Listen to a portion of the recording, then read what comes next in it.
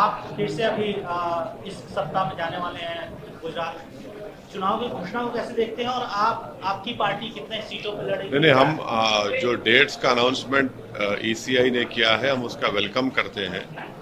अब schedule ECI ने announce कर दिया है, तो हमारी पार्टी तो पहले से ही विधानसभा के चुनाव की तैयारी में लगी हुई थी। अब जाहिर है हमको और अपनी तैयारी को तेज करना पड़ेगा और बहुत से जिन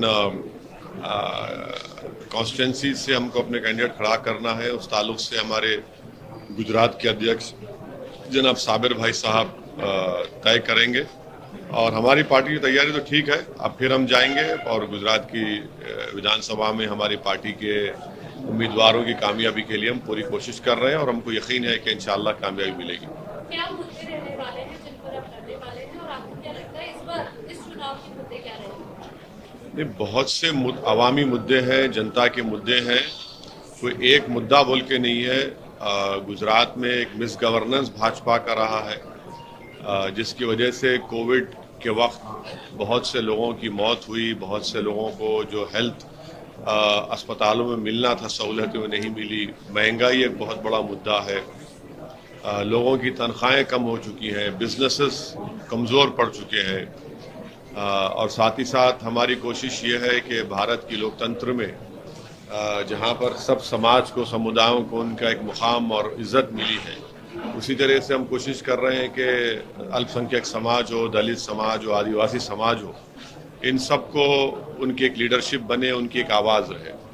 तो ये अहम मुद्दे हैं गुजरात के चुनाव में और बहुत से और भी मुद्दे रहेंगे। विधानसभा के इंडिविजुअल इश्यूज हैं, प्रॉब्लम्स हैं।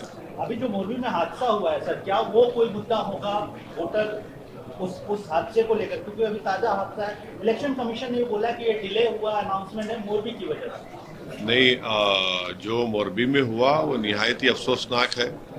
वो भी गुजरात की हुकूमत की मिस गवर्नेंस की एक मिसाल है कि जिस कंपनी को ठेका दिया गया था उनको तो इसका तजुर्बा था ही नहीं और उन्होंने कुछ काम उस पर जिस तरीके से करना था और वहाँ की म्यूनसिपैलिटी, वहाँ की जो सिविक अथॉरिटीज़ है, उन्होंने उसका टेस्ट भी नहीं किया, फिटनेस सर्टिफिकेट दिया नहीं, तो जाहिर है ये एक मिस गवर्नेंस का इशू है।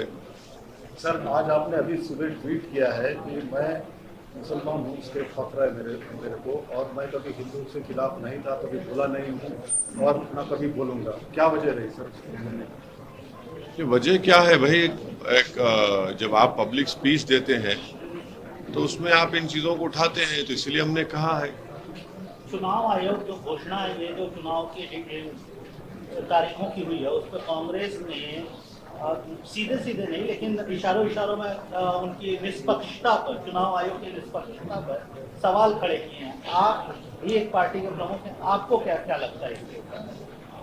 देखिए, चुनाव आयोग ने जो डेट्स दी हैं हम उसका वेलकम करते हैं और हमारी पूरी कोशिश यही होगी कि ये विधानसभा के चुनाव पुरअमन रहे, अच्छे तरीके से हो जाएं और जनता को, गुजरात की, उनका पूरा मौका मिले, फ्री एंड फेयर इलेक्शन हो, हम उसकी उम्मीद करते हैं और ये इलेक्शन कमीशन इसको कराना भी चाहिए।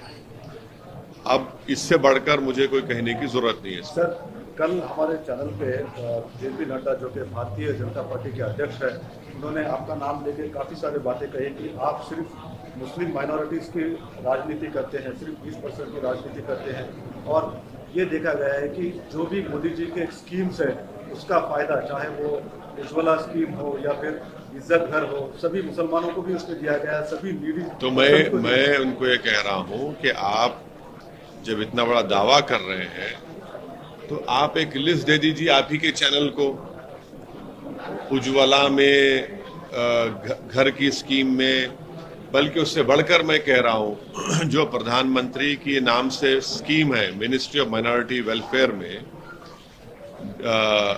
जिसको MSDP का प्रोग्राम कहा जाता है, उत्तर प्रदेश में आपने मुस्लिम कॉन्सेंट्रेशन डिस्ट्रिक्ट्स में, ताल्लुकात में, जहां पर जो पैसे दिए गए हैं, कितना पैसा खर्चा हुआ है, प्रधानमंत्री आवास योजना में कितने अल्पसंख्यक समाज को घर मिले, वो आपको दे दे लिस्ट, ओवैसी को छोड़ दे, और वो ये देश को बता दें कि उनके एमपी ने दिल्ली में एक भाषण देकर कहा कि मुसलमानों का इकोनॉमिक बॉयकॉट होना चाहिए। उसके ऊपर अभी तक केस नहीं बुक हुआ।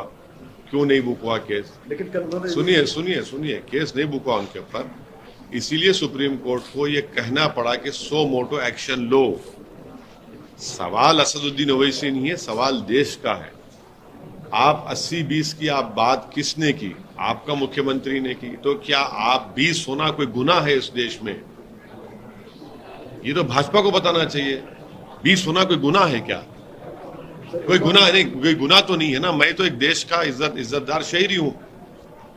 आपको बताना पड़ेगा, आपके चैनल को बता दें। वो ये एक और मीडिया बात कही कि जो लोग लाइन क्रॉस कर रहे हैं, कल नड्डा जी ने कहा हमारे इंटरव्यू में कि उनके ही पार्टी के जाकर कोई लाइन क्रॉस कर रहा है तो उनको लाइन में भी काम किया जा रहा है, तो कोर्स करेक्शन भी हो रहा है वहाँ पे। हाँ, हम सुप्रीम कोर्ट ने देखा ना, लोग गए थे।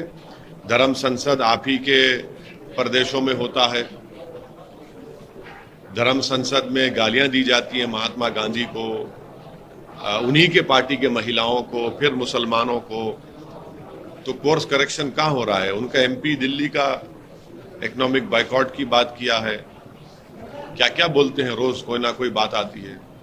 तो ये तो उनकी ऑफिशियल लाइन है, कोई कोर्स करेक्शन, लाइन करेक्शन नहीं हो रहा है। कांग्रेस भी आपको बी टीम बोल रही है सर, बोलती है कि बीजेपी की बी टीम है। आज फिर से कांग्रेस के नेताओं ने बोला कि गुजरात में आप लड़ रहे हैं, बीजेपी की मदद करने के लिए लड़ रहे हैं।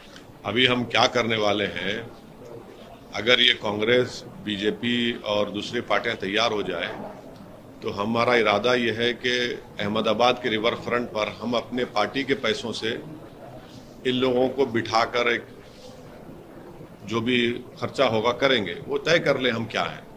वो तैयार हैं कि मुझे रिवर फ्रंट पर बिठा देते हैं उनको। अब चाय तो नहीं बना पाएंगे, मगर जो भी अहमदाबाद की चाय बिस्किट होगी हम खिला देते हैं उनको, डोकला भी रख देते हैं। वो तय कर लें बैठ के कि हम क्या हैं। मगर नहीं, हमको इनके सर्टिफिकेट की जरूरत नहीं है, और जितना ज्यादा वो बोलेंगे हमको, उससे हमको फायदा ही होने वाला है। बोलते रहिए, हमको कोई फर्क पड़ने वाला नहीं है। देखिए, हम अपनी पार्टी के लिए, अपनी पार्टी के कैंडिडेट्स के लिए काम करते हैं, और इस तरह से जो लोग झूठ बोलते हैं, बकवास करते हैं, इससे क्या फर्क पड़ता? कोई फर्क पड़ने वाला नहीं। कितने सीटों पे लड़ेंगे सर? हाँ, कितने सीटों पे लड़ेंगे? अभी वो हमारे गुजरात के अध्यक्ष इसका तय करेंगे। कोई अंदाजा? नहीं, वो तय करेंगे। मैं नहीं तय करने वाला हूँ। वो आप कह रहे हैं कि उनको बैठाकर जो है कि ताकि आपस में फैसला हाँ, वो बैठ के फैसला कर ले। लेकिन आपकी पार्टी के बारे में वो फैसला करे तो ये नहीं, हमको क्या नाम पुकारा जाए, वो आपको मंजूर है? नहीं, हमको मंजूर नहीं है भाई। कभी एक ये बोलते, कांग्रेस एक बोलती, बीजेपी एक बोलती है, दूसरी पार्टी एक। हम तो तीनों को बिठा देते हैं चार रिवर फ्रंट पे। देखिए, रिवर बैठ के आप तय कर लीजिए। गुजरात का चुनाव है ना, आप तय कर लीजिए। कम से कम हमको गाली देना है तो एक ही गाली दो, एक गाली, वो एक इल्जाम तो मिल के दो, कोई बात नहीं। गुजरात और हिमाचल में चुनाव है सर, राहुल गांधी तेलंगाना में पदयात्रा कर रहे हैं। मुझे उस पर कुछ कहना नहीं है, उनका पार्टी का प्रोग्राम है, वो बताएंगे क्या करेंगे। मुझे उससे कोई मतलब ही नहीं है। एमआईएम के टारगेट वोटर्स कौन रहने वाले हैं, और साथ ही हर अनेक देखिए, जो पार्टी की तरफ से आप लोग लड़ देखिए, वोटर को टारगेट बोलना वोटर की तौहीन है। मतदान जब होता है, जो वोटर होता है, हम तमाम की कोशिश होगी कि हम हमारे हक में वोट दें, और उसके लिए हम पूरी कोशिश करेंगे। तो टारगेट जरा बहुत ही क्रूड वर्ड है। हम कोशिश करेंगे उनका दिल जीतने के लिए, उनको समझाने के लिए कोशिश हो रही है।